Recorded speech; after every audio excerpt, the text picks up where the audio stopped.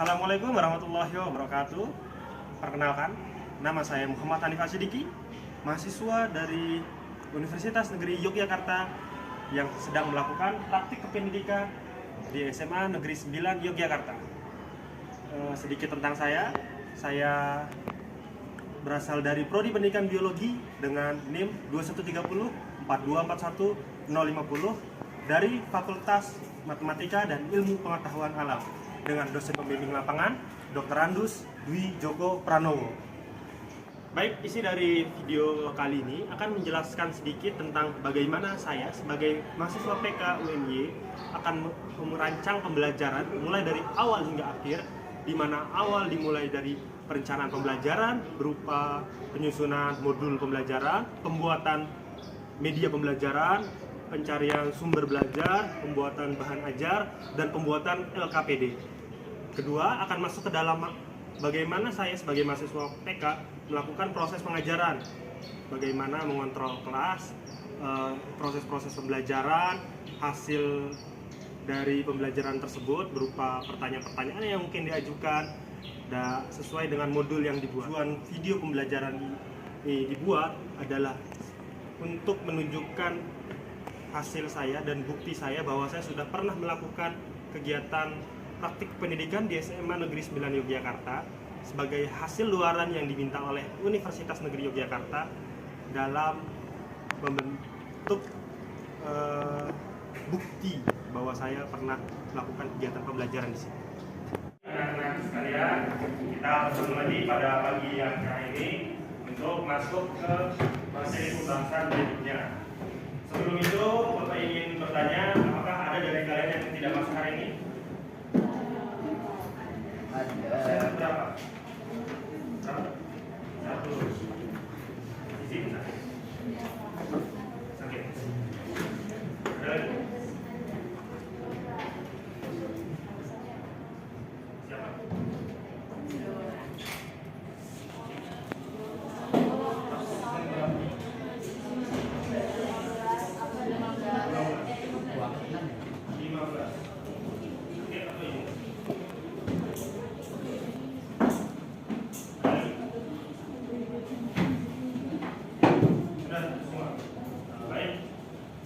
Ya, sebelum kita memasuki ke materi jaringan atau yang bisa disebut juga sebagai isu dalam bahasa Inggrisnya, saya Bapak ingin merefresh kembali apa yang telah kalian pelajari kemarin terkait materi transport aktif, mitosis, dan meiosis.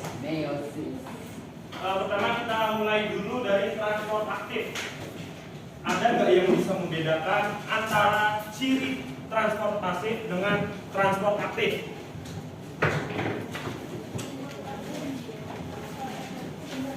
Ayo, Mbak. Bagaimana? Tanpa energi, menggunakan energi. Ada lagi? Ada satu?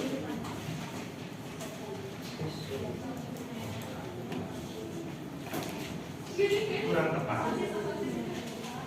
Ada? Beda utama antara transport aktif dengan pasif. Yang pertama, satu menggunakan energi dan satu tidak. Yang kedua, yang aktif melawan zodiak, sementara yang pasif selaras dengan tidak. Lalu bagaimana dengan macam-macam transport aktif?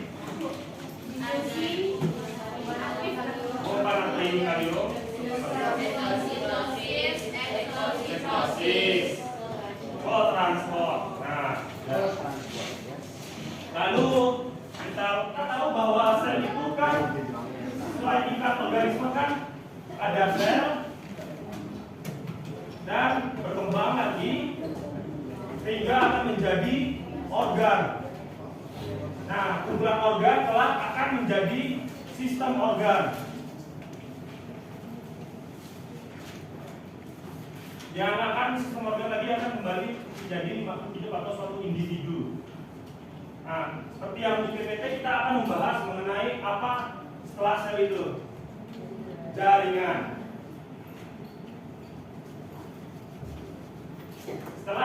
Sebelum kita masuk ke bagaimana apa macam jaringan, apa saja ada ada di dalam jaringan itu, Bapak ingin kalian untuk memikirkan satu hal yang sederhana. Ada yang bisa Pak memberitahu nggak bagaimana pengertian dari pertumbuhan itu? Apa yang dimaksud dari pertumbuhan? Apa yang dimaksud dari perkembangan pada makhluk hidup? Gimana? Nah itu pada sel. Pada makhluk hidup saja ya. Kita manusia apa yang mendefinisikan kita manusia itu tumbuh dan apa yang mendefinisikan manusia itu berkembang. Nah, perbedaan murah dari fisik, contohnya tinggi badan. Nah, dari tinggi badan manusia akan semakin dari yang bayi yang kecil akan semakin tinggi. Nah, dan bagaimana dengan yang berkembang? Nah, ya otaknya berkembang. Itu pada organnya. Nah, berkembang. Kalau pada pertumbuhan itu kita akan tumbuh menjadi lebih tinggi. Sementara berkembang itu ya akan ada suatu berkembang perubahan pada tubuh fisik kita. Nah, dari pertumbuhan-perkembangan ini kalau kita lihat dasarnya dari sel, kalau sel itu kan pembelahannya akan menghasilkan lebih banyak hasil sel anakan yang mirip dengan induknya. Bisa seperti yang lain pada mitosis, dan ini yang terjadi pada tumbuhan, pada hewan juga. Dari sel ketika terus melakukan pembelahan akan masuk ke tahap jaringan. Dari satu kumpulan sel yang banyak dengan fungsi yang serupa itu disebut sebagai jaringan. Contohnya bisa kita lihat pada ini, fase pertumbuhan dan perkembangan tumbuhan. Bagaimana yang awalnya dari sebuah biji kecil akan perlahan muncul akar, kemudian akan muncul akar bertumbuh ke bawah, dan tumbuhan itu berkembang, mulai memunculkan tunas dan tumbuh tinggi lagi, menghasilkan daun, batang, dan tunas lagi ada di ujungnya. Sudah dapat bagaimana nangkep pertumbuhan dan perkembangan pada tumbuhan? Nah, ini contoh sederhananya kalau kalian ingin melihat bingung bagaimana pertumbuhan dan perkembangan itu. Ingat saja mulai dari biji kemudian akan muncul akar, dari itu akan muncul tunas dan muncul daun dan seterusnya. Nah, kita masuk sekarang. Nah, ini pengertian dari jaringan kelompok sel dengan asal usul. Nah, ini tipe ya, itu asal usul, struktur dan fungsi yang sama.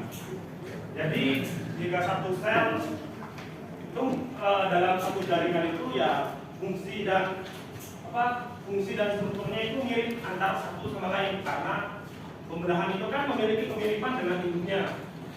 Dan di mana hasil itu muncul pasti akan memiliki struktur yang sama untuk menjalankan fungsinya sama.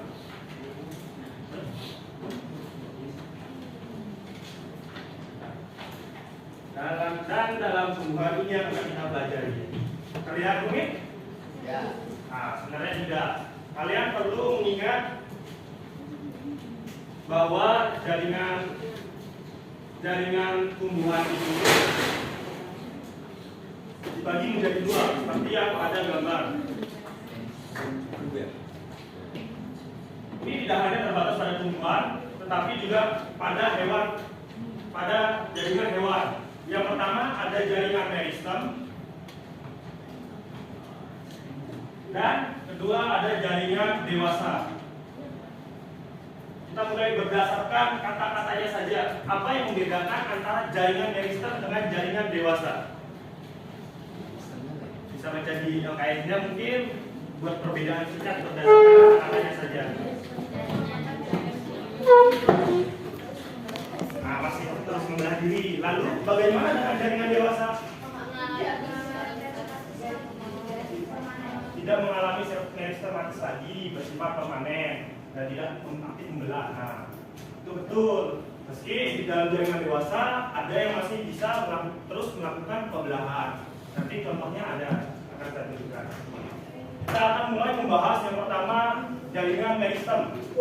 Berdasarkan asal usulnya, jaringan meristem itu dibagi menjadi dua, meristem primer dan meristem sekunder.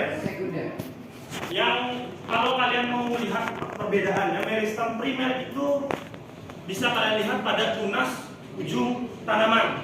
Yang bagian kecil ketika tanaman masih tumbuh itu kan ada yang ujungnya. Nah itu kalau kalian membelah di dalam tumbuhan itu, di dalam organ itu ada jaringan meristem yang masih aktif membelah dan akan terus bertambah tinggi. Kalau meristem sekunder agak sedikit rumit karena letaknya berada di dalam organ batang yang paling mudah untuk dilihat, terutama pada berkas-berkas pengangkut. Dan yang kedua, berdasarkan posisi pada tumbuhan. Seperti yang saya katakan tadi, ini ada tiga, meristem apikal, interkalar, dan lateral. Meristem apikal itu yang berada di ujung daun ataupun ujung akar. Apikal katanya, kata apikal itu artinya tuh pucuk daun, pucuk tanaman ataupun pucuk akar, ujung tanaman ataupun ujung akar. Interkalar itu jaringan yang berada di antara tumbuhan atau buku-buku tumbuhan. Kalau kalian masih sedikit pusing memikirkan pengertiannya, kalian bisa melihat bambu.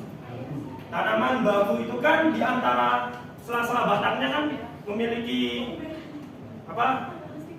memiliki unik ya, berbeda dari tanaman yang lain. Nah di situ itu adalah letak dari meristem interkalarnya. Dan meristem lateral itu yang berada pada samping tanaman. Kalau meristem apikal pucuk, lateral di samping. Itu yang membuat bagaimana tumbuhan tidak hanya tumbuh ke atas, tapi juga melebar ke samping. Nah, bagian meristem ada yang ditanyakan? Tidak ada? Nah, kalau gitu kita lanjut dulu sedikit ke jaringan dewasa. Jaringan dewasa ini dibaginya berdasarkan posisi pada tumbuhan. Yang pertama ada jaringan epidermis atau jaringan pelindung. Ada jaringan parenkim atau jaringan dasar. Ada jaringan penyokong atau penguat. Dan ada juga jaringan pengangkut. Kalau kalian lihat di LKS kalian, ada jaringan kelima di tulisan itu jaringan Geiger. Nah itu sebenarnya masuk ke dalam jaringan pelindung, tetapi itu hanya ada ketika jaringan epidermis sudah tidak mampu lagi melakukan tugasnya dan digantikan oleh jaringan yang lebih kuat seperti jaringan Geiger. Nah, periderma. Dan di jaringan penyokong dibagi lagi ada dua, sklerenkin dan kolenkin. Pengangkut ada silen dan floem. Kalian sudah mempelajari kan mengenai sedikit tentang jaringan ini di SMP? Nah, pengangkut ada dua, silen, floem. Penyokong ada dua, sklerenkin dan kolenkin. Ada yang ditanyakan mengenai jaringan dewasa?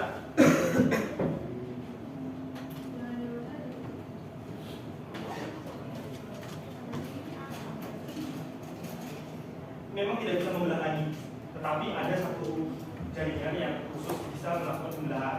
Nah, ini juga ada jaringan parenkim satu yang bisa jaringan parenkim itu bisa melakukan pembelahan. Buktinya bisa kalian lihat ketika tanaman tumbuhan itu yang sudah berkembang besar dan kalian melakukan mengalami luka pada batangnya, tempat di mana jaringan parenkim itu paling banyak. Kalian bisa melihat di situ nanti luka itu akan meregenerasi dan menutup sendiri. Di sana kan sudah tidak ada jaringan parenkim lagi, jaringan meristem lagi. Nah, dari situ parenkim memiliki fungsi lain untuk melakukan regenerasi menutup luka. Sehingga parenkim ini masih memiliki sifat meristematis yang akan membelah. Tapi ya itu. Sudah kan? Kita masuk ke yang pertama. jaringan meristem. Ini gambarnya bisa kalian lihat di sebelah kiri. Nah, secara teori jaringan pertumbuhannya jaringan meristem ini berlangsung di jaringan embrionik atau yang disebut sebagai meristem. Ciri-cirinya selnya kecil, dinding sel tipis, inti sel besar, sementara vakuolanya kecil. Kalian bisa lihat pada gambar yang ini adalah contoh dari pada pucuk tanaman. Yang ini adalah ujung akar, ujung tanaman, ujung akar. Nah, kalau ini contoh tanamannya, meristem dari apa? Pucuknya itu berada di sini, pembelahan intinya, meristem. Di sini, ini contoh fungsi jaringan epidermis ya sama seperti bagaimana fungsi utama dari membran sel ataupun dinding sel untuk melindungi dari jari-jari berada di dalamnya. Yang di belakang, diperhatikan dulu sebentar. Ada yang, ini kenapa di jaringan dewasa disebut sebagai akan melakukan derivat pada organnya. Pada sel jaringan epidermis akan berderivat seperti menjadi sel silika, tipas, stolin, stomata kalau pada daun, limoma, dan sel gabus kalau pada organ batang. Sel stomata kalian mungkin sudah pernah sekali mengamati walaupun tidak tahu apa yang diamati pada praktikum kemarin. Kalau praktikum kemarin pada jaringan pada daun ada kawah itu, kalian sadar nggak selain bagian epidermisnya saja ada yang berbeda dari sana? Yang warnanya hijau berbeda dari struktur dari epidermis itu. Ada yang ngamatin nggak? Ada yang sadar nggak menyadari itu? Berbeda ya. Kita masuk saja ke jaringan parenkim. Nah, ini jaringan parenkim, jaringan dewasa yang masih memiliki kemampuan untuk membelah atau yang akan menjalankan fungsinya pada yang ketiga. Sel parenkim akan masih mampu membelah bahkan pada sel dewasa dan memainkan peran penting dalam proses membentuk luka dan regenerasi. Nah, ini pada proses ini saja yang akan aktif membelah. Tetapi sudah tidak lagi membelah secara seperti jaringan meristem itu. Nah, parenkim ini jaringan terdiri sel-sel hidup bervariasi dalam morfologi dan fisiologinya tergantung dari macam-macamnya, tetapi umumnya memiliki dinding tipis dan bentuknya polihedral. Gambarnya bisa kalian lihat di sebelah kiri. Nama lain dari parenkim itu disebut juga sebagai ground tissue. Nah, kenapa di jaringan meristem tadi disebutnya ada ground meristem? Ya, karena jaringan parenkim ini merupakan jaringan dasar yang paling banyak ditemukan di dalam tumbuhan. Nah, macam-macam jaringan parenkim bisa kalian lihat pada LKS kalian. Ada yang pertama parenkim asimilasi atau parenkim. Ini merupakan jaringan atau penguat. Ya, fungsinya seperti yang sesuai namanya, ini untuk memberikan kekuatan dan melindungi secara mekanik jaringan-jaringan di sekitarnya. Penyokong atau jaringan penguat itu dibagi menjadi dua, sklerenkim dan kolenkim. Kita akan membahas pertama yang kolenkim. Ini agak sedikit rumitnya dijelaskan. Ini terdiri dari sel memanjang dan mengalami penebalan selulosa yang menyebabkan sel berdinding tebal. Contohnya bisa kalian lihat di sebelah kiri. Berbeda sekali dengan bentukan sel biasa. Dinding sel dari tanaman ini bisa terlihat dengan jelas. Yang ini berbeda dari biasanya sel dinding yang tipis, ini cukup tebal, terutama pada bagian sudutnya, dan sedikit susah untuk mengamati bagian dalam selnya. Karena penebalan ini kenapa sel kolenkim itu berfungsi untuk memberikan kekuatan pada tumbuhan. Menyokong ya. Penebalannya juga terdistribusi secara tidak merata. Contohnya pada bagian kiri, kalau kalian melihatnya. Nah, ini berdasarkan penebalannya, polenting itu dibagi menjadi beberapa 4 tipe. Ada nggak di LKS kalian? Nah, ada. Yang pertama adalah polenting seperti atau disebut polenting sudut, seperti namanya. Pusat penebalan dindingnya itu berada di sudut, sehingga kalau kalian ingin ini yang lebih jelas, ini ada polenting sudut. Pada bagian sudutnya ini lebih tebal daripada penebalan yang berada di sini. Di bagian sudutnya kalian bisa melihat jelas. Ini adalah polenting sudut, dan biasanya berada pada berkumpul pada jaringan yang sama. Ini lamelar polenting, penebalannya letaknya berada di sejajar dengan epidermis tumbuhan. Ini yang ini adalah lamela polenting. Yang sejajar dengan tumbuhan, penebalannya bisa juga berbeda dengan sel-sel lainnya, memiliki dinding sel yang tebal dan besar. Dan yang berikutnya ada polenting lacuna.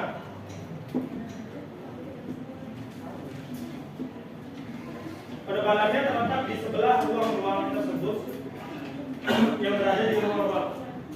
Ini penebalannya yang bisa dilihat pada warna yang merah-merah ini. Penebalan polenting lacuna, dan yang berada di terdapat di antara banyak ruang-ruang antar selnya. Antara polenting lacuna dengan polenting lamella dan polenting annular ini tidak terdapat pada semua jenis tumbuhan, hanya beberapa jenis tumbuhan tertentu saja. Tetapi yang paling umum polenting itu ini, polenting yang paling umum ditemui itu yang ini, polenting annular atau polenting sudut. Ini yang paling sering ditemui.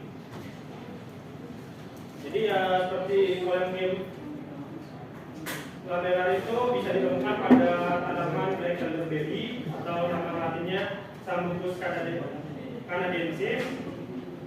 Polenting lacuna pada tanaman Linda atau Lilium sp. Dan polenting pada bunga Bougainville granda, ya. Pada ekor flower bunga kertas. Nah, udah polenting. Sudah dapat bagaimana macam-macamnya? Dapat? Kalau mau dicatat boleh. Atau kalau tidak nggak apa-apa juga. Kayaknya nggak akan ditanyakan juga ujian. Ini PPT-nya mau dikirim nggak? Kalian dong yang kasih, belum mau WA-nya ke saya. Ya, kasih ikutan. Nah.